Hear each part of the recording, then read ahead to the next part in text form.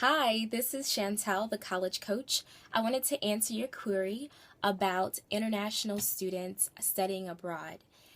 Now, there are four key factors that these students would want to ask themselves before they decide to go and study abroad. Number one, does the host country have wide job opportunities in the industry that your major falls in? If you know that you're going to study radio, television, and film, and you're from China, you want to know that if you go to the United States, for instance, in a particular city, maybe Mobile, Alabama, maybe there are not as many wide job opportunities in that field that you would want to actually do.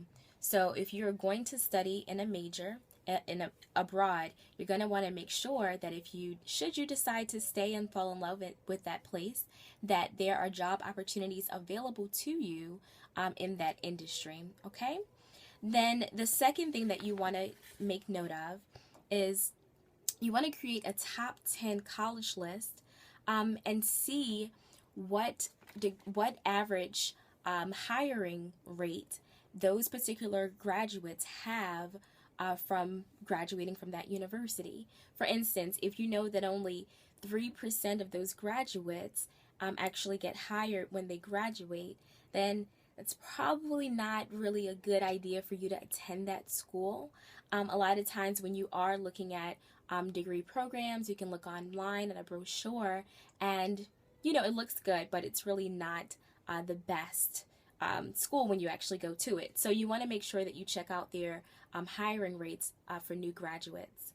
The third thing is that you want to research the culture of that particular country. That's so important, especially if you are very devout in your religion.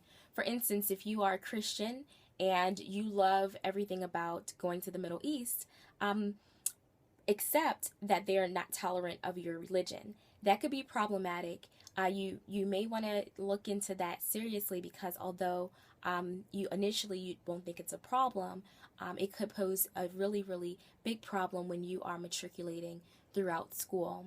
And then in that same way, see if there's a community of people who are from your particular country within your host country, because during times of need, when you are feeling like you miss home and you want to be amongst people who are familiar, that could be really key. For instance, if you're in the US and you're from China, you could always go to communities like, for instance, if you're studying in New York, they have a big Chinese population.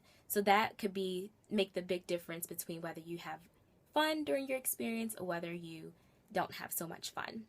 Now, the fourth thing to consider when you are looking abroad to study is whether or not the degree